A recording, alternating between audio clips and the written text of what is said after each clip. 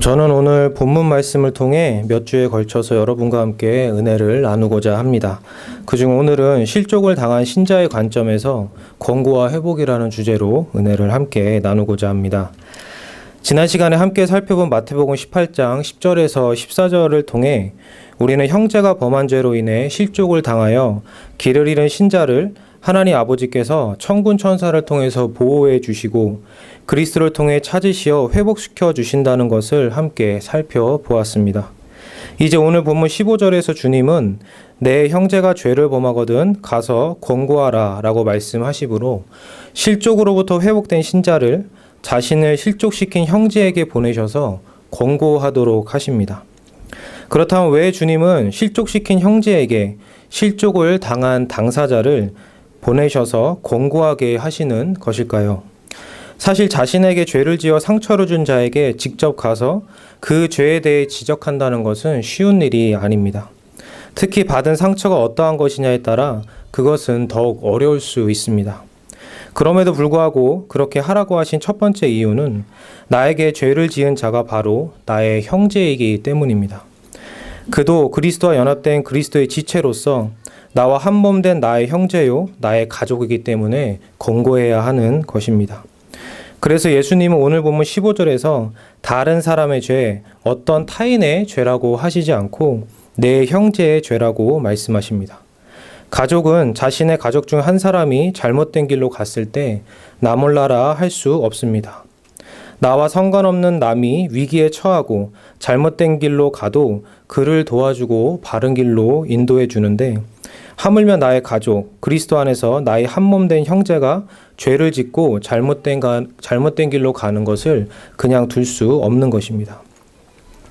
그러므로 형제를 권고하는 것의 반대말은 창세기 4장에 나오는 가인의 말입니다. 내가 내 아우를 지키는 자이니까. 그리스도 안에서 지체된 자들은 서로 전혀 상관없는 자들이 아닙니다.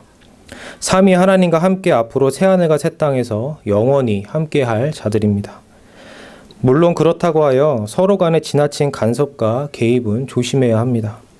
그렇지만 관계를 깨므로 그리스도의 몸을 찢으려는 큰 죄를 범한 형제의 죄에 대해서는 동일한 죄를 또 범하지 않도록 그 죄로부터 돌이키게 해야 하는 것입니다. 그리고 두 번째 이유는 실족을 당한 자가 실족시킨 자의 죄를 가장 잘 알므로 그 죄에 대해 누구보다 더 정확하게 지적해 줄 수 있기 때문입니다. 그리고 세 번째 이유는 죄를 지적받은 형제가 회개하고 돌이켜 용서를 빌므로써 관계가 회복되어 회복된 관계 가운데서 누릴 수 있는 풍성함을 갖게 하시기 위함입니다. 자신의 교만과 탐욕으로 나를 원수같이 여겨 나에게 죄를 지은 형제가 권고를 듣고 자신의 죄를 깨달은 후 회개하고 돌이켜 진심으로 용서를 구하고 사랑으로 지극히 섬겨준다면 그것만큼 내 마음을 시원하게 하는 일은 없을 것입니다. 이것이 그리스도 안에서 신자와 신자가 누릴 수 있는 관계의 풍성함입니다.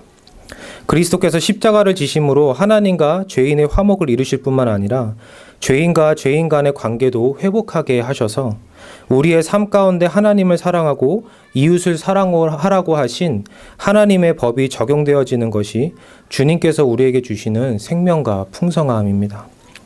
그리고 네 번째 이유는 이렇게 함으로써 실족을 당한 자로 하여금 악을 악으로 갚는 죄를 범하지 않고 비록 나에게 죄를 지은 형제라도 사랑함으로 악을 선으로 갚아 선이 승리하는 은혜가 있게 하시기 위함입니다. 사도 바울은 로마서에서 다음과 같이 말씀합니다. 아무에게도 악을 악으로 갚지 말고 모든 사람 앞에서 선한 일을 도모하라. 할 수 있거든 너희로서는 모든 사람과 더불어 화목하라. 악에게 지지 말고 선으로 악을 이기라.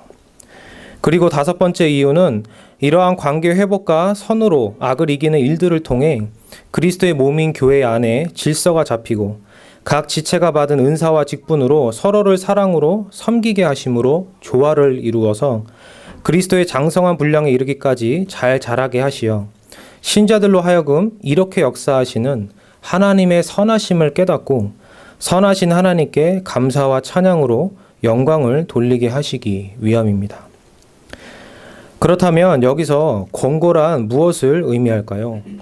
권고는 죄를 지은 형제가 자신의 죄를 깨달을 수 있도록 지은 죄가 무엇인지 정확히 지적하여 그 죄를 드러내어 보여주고 책망하는 것을 의미합니다. 이러한 권고에 대해서 에베소서 5장에서는 다음과 같이 말씀합니다. 너희는 열매 없는 어둠의 일에 참여하지 말고 도리어 책망하라. 책망을 받는 모든 것은 빛으로 말미암아 드러나나니 드러나는 것마다 빛이니라. 이와 같이 권고는 죄를 드러내는 빛과 같습니다. 그런데 이러한 권고의 목적은 단지 죄를 지적하고 책망하는 것에만 있지 않습니다.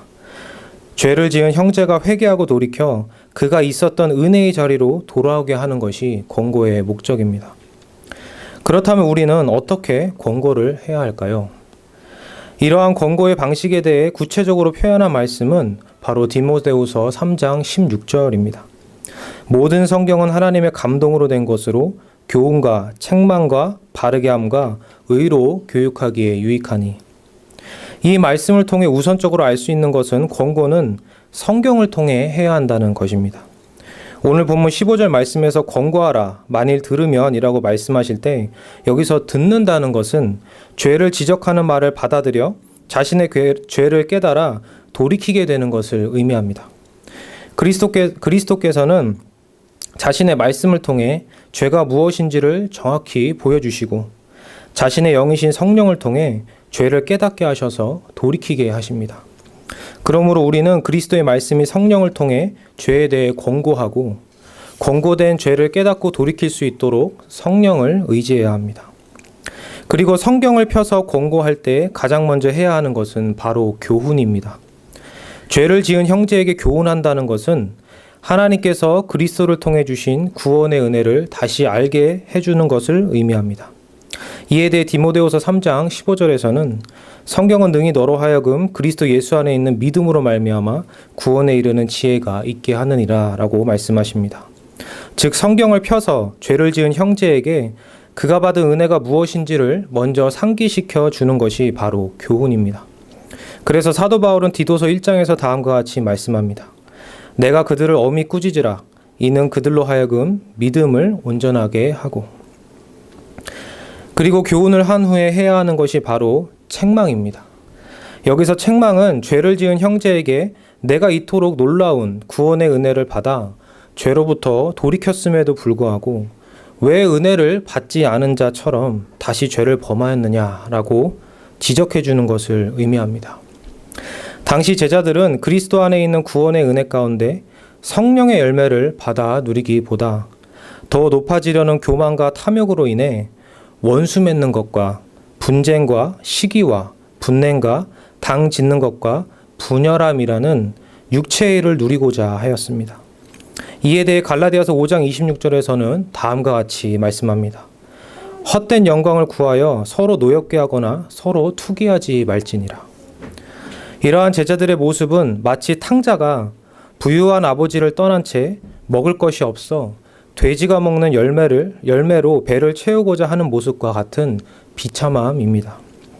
하나님께서 그리스도를 통해 하늘의 신령한 복들을 쏟아 부어 주심에도 불구하고 그것을 받아 누리지 않고 땅에 떨어진 더럽고 추하고 악한 것들을 갈구하고 그것 위에 누워 만족해하는 것이 바로 다른 형제를 실족해한 자의 비참함이며 이것이 바로 죄의 본질입니다.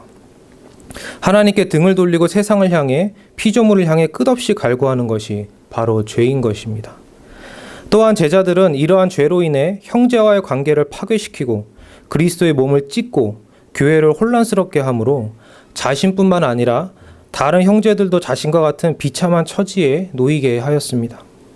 그러므로 그들에게는 이러한 큰 죄를 멈추고 자신의 죄를 회개함으로 비참한 처지로부터 돌이킬 수 있도록 죄에 대한 책망이 필요합니다. 그리고 책망 후에는 바르게 함이 있어야 합니다. 여기서 바르게 함이라는 것은 받은 은혜에 대한 교훈과 죄에 대한 책망을 들은 형제가 자신의 비참함을 깨닫고 그가 받은 은혜가 얼마나 복되고 영광스러운 것인지를 알게 됨으로써 그가 본래 있던 은혜의 자리로 돌아오게 하는 것을 의미합니다. 그런데 여기서 돌아온다는 것은 단지 돌아와 그 자리에 가만히 앉아 있는 것을 의미하지 않습니다. 그것은 돌이킨 형제가 하나님과 자신이 실족시켰던 신자에게 용서를 구하고 하나님과 실족시켰던 신자를 사랑으로 섬기기 시작하는 것을 의미합니다. 설교 서두에 말씀드렸듯이 나를 원수와 같이 여기던 형제가 자신의 죄를 회개하고 돌이켜 나를 사랑하고 기쁨으로 섬긴다면 그것만큼 큰 행복과 큰 위로는 없을 것입니다. 그것은 죄를 지은 형제에게 복수하는 것보다 더 비교할 수 없을 정도로 내 마음을 시원하게 하는 일입니다. 이것이 바로 잃은 영혼을 얻은 자의 기쁨이고 행복입니다. 사랑하는 자를 죄로 인해 잃어버렸다가 다시 찾은 기쁨인 것입니다. 또한 이러한 기쁨은 하나님께서도 누리십니다. 왜냐하면 다른 형제를 실족시킨 자도 하나님께서 지극히 사랑하시는 신자이기 때문입니다. 그도 하나님께서 찾고자 원하시는 잃은 양과 같은 존재입니다. 그래서 하나님께서는 실족을 당한 자를 먼저 회복시키신 후에 그를 보내시어 죄를 범한 신자 또한 회복시키십니다. 그로 인해 죄를 범한 신자는 자신의 죄, 즉 그리스도의 몸을 찢고 더럽게 하여 교회의 조화와 아름다움을 깨므로 하나님의 영광이 드러나지 못하게 한 자신의 큰 죄를 하나님께서 깨닫게 해주셔서 회개할 수 있도록 은혜를 주셨다는 것과 그리고 하나님과 자신이 실족시킨 형제에게 용서를 구할 수 있는 기회를 주셨다는 것과 그로 인해 관계가 회복되어 하나님과 형제와의 관계에서 오는 은혜와 풍성함을 받아 누리게 하셨다는 것과 그로 인해 하나님의 선하심과 아름다우심을 맛보게 하셨다는 것을 알게 됨으로써 죄를 지었다가 회개한 신자는 이전보다 하나님을 더 사랑하고 하나님께 영광을 더욱 돌리게 될 것입니다. 그러므로 하나님께서도 기뻐하는 것입니다. 그리고 권고의 마지막은 바르게 한 자를 의로 교육하는 것입니다. 여기서 의로 교육한다는 것은 바르게 선 자리, 돌아간 그 자리에서 다시 이탈하지 않도록 성경 말씀으로 지속적으로 교육하는 것을 의미합니다. 지금까지 살펴본 것처럼 권고는 성경을 통해 이와 같이 행해져야 합니다. 그렇다면 이러한 권고는 어떠한 마음과 태도로 해야 하는 것일까요? 사도 바울은 갈라디아서 6장 1절에서 다음과 같이 말씀합니다. 형제들아, 사람이 만일 무슨 범죄한 일이 드러나거든 신령한 너희는 온유한 심령으로 그러한 자를 바로잡고 너 자신을 살펴보아 너도 시험을 받을까 두려워하라. 권고하는 자에게 필요한 태도는 바로 온유와 겸손입니다. 권고하는 자에게 온유한 심령이 있기 위해서는 먼저 자신에게 죄를 지은 형제에 대한 분노를 해결해야 합니다. 이를 위해 우리는 그리스도의 십자가를 바라보아야 합니다. 우리는 주님의 십자가를 봄으로 두 가지를 알 수 있습니다. 하나는 나 또한 큰 죄인이라는 것과 그럼에도 불구하고 그리스도께서 무한한 값을 지불하셔서 큰 용서함을 받게 하셨다는 것을 알게 됩니다. 그리고 또 다른 하나는 내 형제의 죄에 대한 값 또한 지불되었음을 알게 됩니다. 실족시킨 자로 인해 형제가 마땅히 받아야 할 처벌이 십자가 위에서 그 형제를 대신해 그리스도께 내려졌습니다. 이러한 두 가지 사실을 통해 우리는 형제를 향한 분노를 내려놓고 온유한 심령을 가질 수 있습니다. 그리고 온유함에는 죄를 지은 형제의 비참함을 불쌍히 여기는 궁휼함과 그 형제를 살리고자 하는 방향성과 언제 돌이킬지 모르기에 기다려주는 오래 참음과 내적인 친절함과 부드러움, 그리고 분명히 돌이키기를 원하는 가운데 나오는 외적인 단호함과 분명한 태도, 그리고 그리스도의 은혜로 반드시 돌이킬 것이라는 믿음과 소망, 그리고 무엇보다 사랑이 동반되어야 합니다. 이러한 온유와 함께 권고하는 자에게는 겸손 또한 필요합니다. 왜냐하면 갈라디아서 6장 1절 말씀처럼 권고하는 자도 역시 넘어질 수 있기 때문입니다. 자신도 넘어질 수 있는 죄인임을 인식하는 겸손이 있어야 권고의 대상을 향한 지나친 공격성을 피하고 온유한 심령을 가질 수 있습니다. 유대인들과 같이 자신이 죄인이라는 의식이 없고 오직 나는 의인이라는 생각만이 가득하다면 권고의 대상을 향해서 지나친 공격성을 갖는 가운데 살리고자 하는 마음이 아닌 죽어 마땅하다는 마음으로만 대할 것입니다. 그렇다면 그러한 내적인 태도에서 나오는 권고는 권고가 아니라 정죄이고 비판이며 멸망시키고자 하는 것입니다. 그러므로 우리는 겸손 가운데 온유한 심령으로 권고해야 합니다. 이러한 온유와 겸손뿐만 아니라 권고하는 자에게는 반드시 기도가 필요합니다. 오늘 본문 말씀 19절을 보시면 너희 중에 두 사람이 땅에서 합심하여 무엇이든지 구하면 하늘에 계신 내 아버지께서 그들을 위하여 이루게 하시리라 라고 말씀하십니다.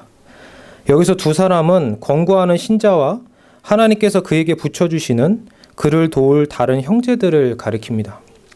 오늘 본문 16절을 보시면 죄를 지은 형제가 권고를 듣지 않으면 하나님께서는 권고하는 자에게 한두 사람을 붙여주십니다. 그리고 그들이 죄를 지은 형제에게 권고할 때 그를 위해 반드시 해야 할 것은 바로 합심하여 하늘에 계신 아버지께 이 일을 놓고 기도하는 것입니다. 그렇다면 죄에 대해 권고하고 돌이키게 할 때 왜 기도를 해야 하는 것일까요? 그 이유는 두 가지입니다. 첫째는 바로 죄인의 마음을 돌이키게 하실 수 있는 분은 하나님밖에 없으시기 때문입니다. 우리는 죄인의 마음을 변화시킬 수 없습니다. 유한한 피조물은 다른 사람의 마음뿐만 아니라 자기 자신의 마음도 어찌할 수 없습니다.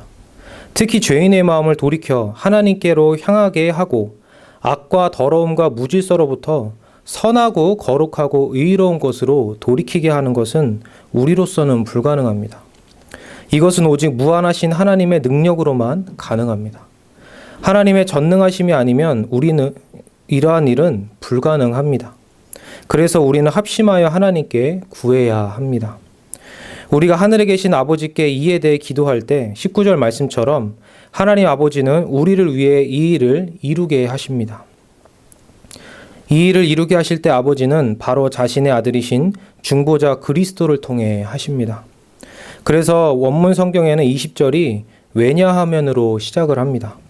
즉 하늘에 계신 내 아버지께서 그들을 위하여 이루게 하시리라. 왜냐하면 두세 사람이 내 이름으로 모인 곳에는 나도 그들 중에 있기 때문이다 라는 의미입니다.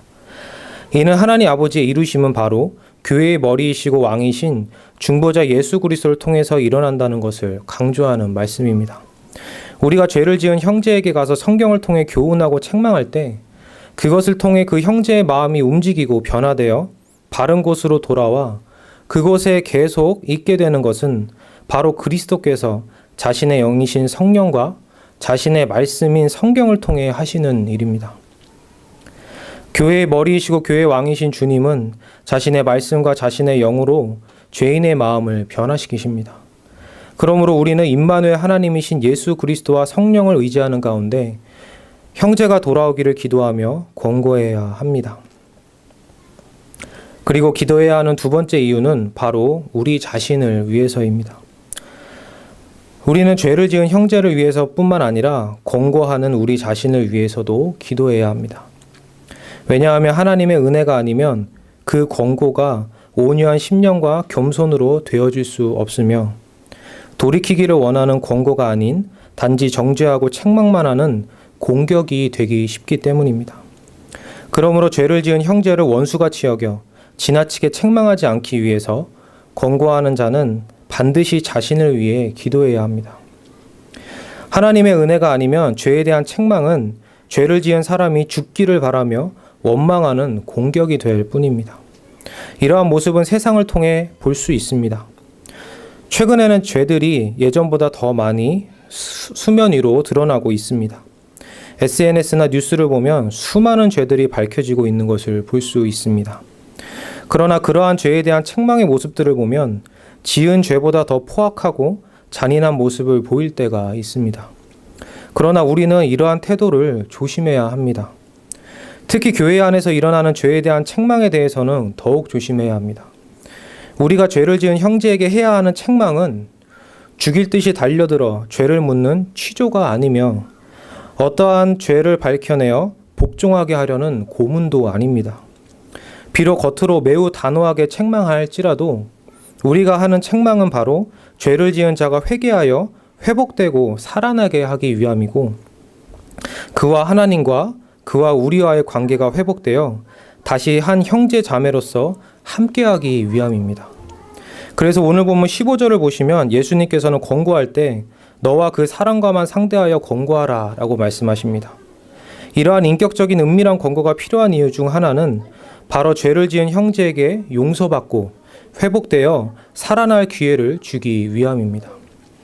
그러므로 지나친 책망이 되지 않기 위해 우리는 권고하는 우리 자신을 위해 기도해야 합니다. 하나님의 은혜로 온유함 가운데 책망이 잘 이루어질 수 있도록 기도해야 합니다. 사도 바울은 데살로니가 후서에서 다음과 같이 말씀합니다. 형제들아, 너희는 선을 행하다가 낙심하지 말라. 누가 이 편지에 한 우리 말을 순종하지 아니하거든 그 사람을 지목하여 사귀지 말고 그로 하여금 부끄럽게 하라. 그러나 원수와 같이 생각하지 말고 형제와 같이 권면하라. 마지막으로 살펴볼 것은 이러한 권고를 위해 주님께서 권고하는 자에게 주시는 은혜입니다. 앞서 말씀드린 것처럼 실족을 당한 자가 자신을 실족시킨 자에게 가서 1대1로 만나 죄에 대해 권고하고 권면하는 것은 쉬운 일이 아닙니다. 특히 받은 상처가 어떠하냐에 따라 더 어려울 수 있습니다. 그런데 주님은 먼저 실족을 당한 자에게 찾아가셔서 위로해 주시고 힘을 주심으로 실족으로부터 벗어나 이기게 하십니다. 그리하여 내가 상처를 받았으니 더 이상 교회도 못 다니겠고 예수님도 못 믿겠다라는 생각을 갖거나 거기에 머물지 않게 하시고 도리어 받은 회복의 은혜를 통해 자신에게 죄를 지은 자도 은혜를 받을 수 있도록 하십니다. 실족으로부터의 회복을 통해 받은 은혜를 나누어 주게 하시는 것입니다. 그리고 권고를 통해 죄를 지은 형제가 자신의 죄를 깨닫고 회개하고 돌이켜 자신이 실족시킨 자, 자신에게 권고하는 자에게 진심으로 용서를 구하고 사랑으로 섬겨 보상하게 하심으로 형제의 죄로 인해 상처받은 영혼에게 큰 위로와 회복을 주시고 그로 인해 죄를 지은 자와 실족을 당한 자가 함께 회복되어 관계의 풍성함과 큰 행복을 함께 누리게 하십니다. 그러므로 권고는 죄로 인해 관계가 끊어져 찢어진 그리스도의 몸을 고치기 위해 그리스도께서 주시는 치료하는 약과 같습니다. 더 나아가서 이러한 관계의 회복을 통해 서로가 가진 특성과 은사로서 서로를 섬기고 봉사하는 가운데 교회가 아름다운 조화를 이루고 풍성함을 누리며 그리스도의 장성한 분량에 이르기까지 자라가게 하심으로 하나님의 존재와 사역의 선하심과 아름다우심을 깨달아 하나님께 영광을 돌리게 하시는 복 또한 누리게 하십니다. 또한 이러한 권고와 관계 회복의 과정이 혼자의 힘으로 감당하기 어려울 수 있기 때문에 두세 사람의 형제를 붙여주시고 그들로서 안 될 때 교회를 붙여주시며 말씀과 기도를 주시고 그리스도와 성령이 함께 하시며 하나님 아버지께서도 그리스도와 성령을 통해 자기 자신을 주심으로 그와 함께 해주십니다. 이처럼 주님은 많은 것을 실족을 당하였다가 회복되어 권고하는 자에게 주심으로 복되게 하시고 그를 통해 실족시킨 죄를 범한 자에게도 돌이켜 은혜를 얻을 수 있게 하십니다. 이와 같이 하나님은 선하십니다. 그러므로 다윗은 시편 34편 8절에서 다음과 같이 고백합니다. 너희는 여호와의 선하심을 맛보아 알지어다. 그에게 피하는 자는 복이 있도다. 이제 말씀을 마치겠습니다. 사도 바울은 로마서 8장에서 다음과 같이 말씀합니다. 우리가 알거니와 하나님을 사랑하는 자, 곧 그의 뜻대로 부르심을 입은 자들에게는 모든 것이 합력하여 선을 이루느니라. 실족은 일어나지 말아야 할 죄이지만 실족에 대한 권고와 회복을 통해 하나님은 도리어 풍성한 은혜를 누릴 수 있게 하시는 선하신 분입니다. 이러한 선하신 하나님을 의지하는 가운데 죄에 대한 바른 권고가 있고 그 권고를 듣고 회개함으로 형제를 얻어 관계의 풍성함을 누리는 기쁨을 맛보아 알고 그로 인해 하나님의 선하심과 아름다우심이 밝히 드러나 하나님께서 영광을 받으시는 은혜가 우리 십자가지기 교회와 한국교회 안에 많이 일어나기를 간절히 소원합니다. 기도하시겠습니다. 거룩하고 자비로우신 하나님 아버지, 권고를 통해 우리가 우리에게 죄 지은 자를 사하여 주는 일들이 많이 일어나게 하시고 그것을 통해 관계가 회복되고 교회가 회복되어 회복의 풍성함과 기쁨을 많이 누리며 하나님께 영광을 돌리는 일이 우리 십자가지 교회와 한국교회 안에 많이 일어날 수 있도록 은혜를 내려 주옵소서. 거룩하신 주 예수 그리스도의 이름으로 기도드립니다. 아멘.